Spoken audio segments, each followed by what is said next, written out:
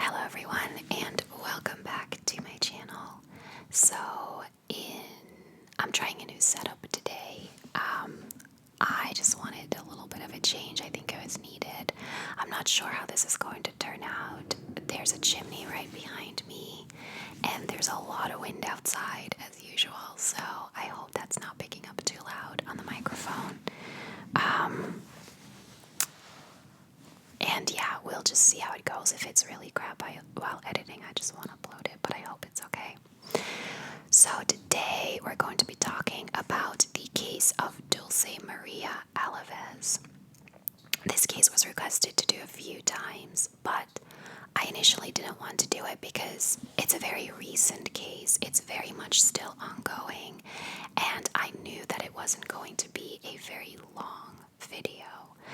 But I plan to do true crime again once a week on my channel, and if I'm gonna do that, then not every video is going to be 25 minutes, you know? So, there's gonna have to be some shorter cases in there. So, and you know, they deserve to be covered as well and have their story out there. So I hope you're okay with that.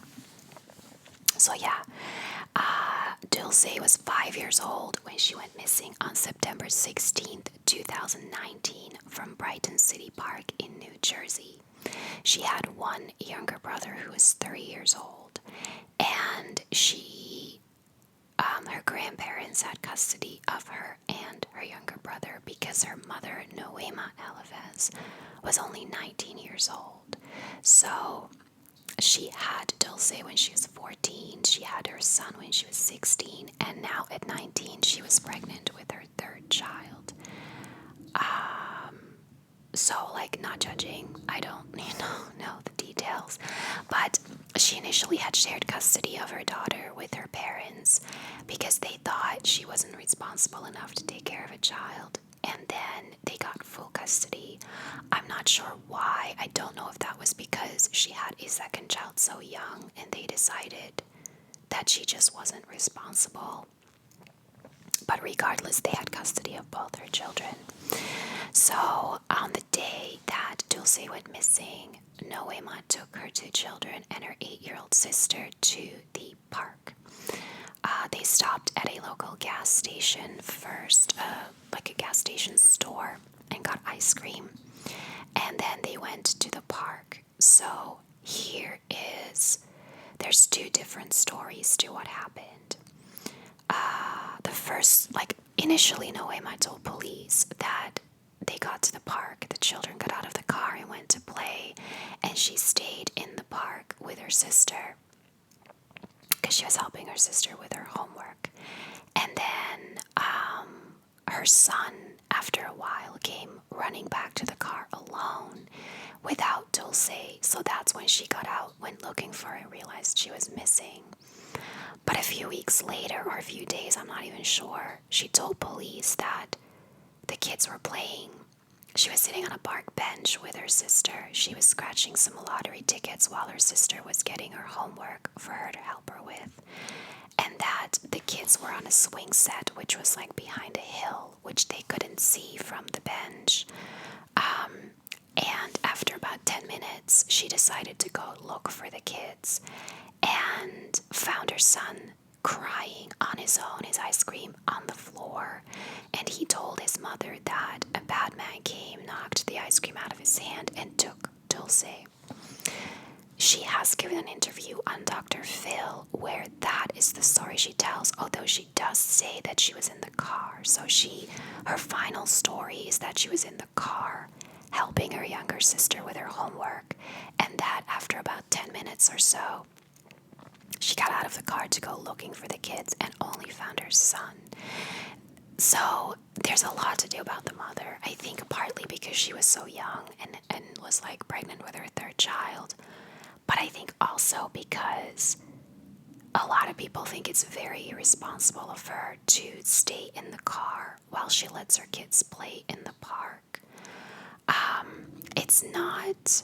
She said that the parking lot was facing the park, like it was literally right by the park. It's just, and the playground was there, it's just that the swing set was hidden by a hill. But a lot of people still say you can't let your kids play out on their own, and I get it. There are other people who said, well, when I was growing up, we would always play outside without parental supervision. Yes, I was one of those children, but I also grew up in the 80s and 90s. It is not that time anymore, and I don't think you should leave your kids playing outside unsupervised. Having said that, again, she was 19, so I don't want to judge her too harshly for that either. But I do find it highly suspicious that she changed her story, because I can understand that you're in shock and that you remember details differently afterwards, but these aren't different details. These are two completely different stories. In one, her son came running back to the car alone, and she went out to look for her daughter, and in the other, she went out to find her son crying and then looked for her daughter. Like, it's very different, and it does make me question things a lot, to be honest. So the next day, the FBI and the members of the Bridgeton community get involved to find the girl, and they organize a lot of different search parties. And around 10 p.m., an Amber Alert is issued. In the alert, police say that it is believed that Dulce was taken by a light-skinned, possibly Hispanic male, and that he was roughly 5'6" tall. He was believed to be wearing orange sneakers, red pants, and a black shirt. And police say that he led Dulce from the playground to a red van with sliding doors and tinted windows. The problem with this description is that it was given by her 3-year-old brother, because he's the only one that saw this man. And it's not, kids have a different kind of imagination than adults do, and it's not always reliable to go off a 3-year-old's description of a person.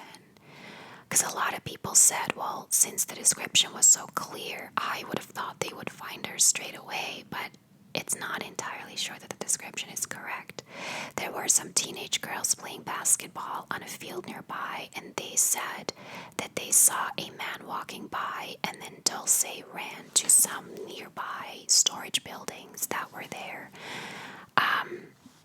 But they didn't see him specifically take her. She seemingly ran after him. Noema has said that she trained, or she taught Dulce to always scream really loudly if a stranger asked her to go with him. So, some people think, and she has been asked whether she thinks that it was someone who knew her that took her, but she doesn't think so. And I will also say, you can teach kids all you want, it doesn't mean they're going to do it. It always reminds me of the scene in Desperate Housewives, and I know this is fiction, but I think it's based on a lot of truth, where Tom was home babysitting watching his 3 kids while Lynette went back to work, and she was adamant that he couldn't handle it on his own, and he was really trying to prove her wrong. So he claimed they were playing outside unsupervised, that was it. And he claimed it was fine, like he taught them never to go along with strangers, never to accept candy from anyone, and they wouldn't do it because he taught them. So she asked one of her colleagues to drive by, offer them candy, and see if they would get in his car, and they did it immediately. And I think that's just reality. I think a lot of kids that age, especially she was 5, you can teach them all you want, but I think if they get offered something nice, that they would still go along with someone. I think they're just very trusting at that age. There's not an awful lot of theories. I think there's 2 different theories, or 3 really. Just that she was taken by a stranger. For whatever reason that adults kidnap kids. Or that she was perhaps taken by Noema's boyfriend at the time. He was questioned by police extensively. He was a suspect to them, but they ended up releasing him. He was also an illegal immigrant, so I believe he was deported back to Mexico. Her father lived in Mexico, so he had nothing to do with it because he wasn't there, or at least, I mean, he could have paid someone to take her back to Mexico, but police investigated that as well, and they concluded he had nothing to do with it. I think the biggest theory out there is that her mother had something to do with it. A lot of people find her a very shady person. A lot of people believe that she sold her daughter for cash. When she was on Dr. Phil, she was very emotionless. Now, again, I believe people react differently to situations like this, but I did watch parts of the interview, and Dr. Phil flat out says to her, a lot of people believe you sold her, so I'm just going to ask you, did you kidnap your daughter? And she said no. Did you have something to do with her disappearance? She said no. He asked, did you sell her for money? She said no. But she said it in a very monotone. She was not showing any visible reaction. And the Dr. Phil interview, I think, was a couple of months later, so it's not like she was still in major shock. My thought was, yes, you react differently to each situation, but if someone was sitting there flat out accusing me of harming my own child or selling it, or telling me that other people think I sold her, I would be pissed. I would get really angry in that interview, and she didn't. She just kind of sat there and didn't really react to anything. So I don't know if that's what happened. I just don't want to believe that there are people out there who would sell their own child for money. I also don't really know why just why just Dulce? Why not her brother?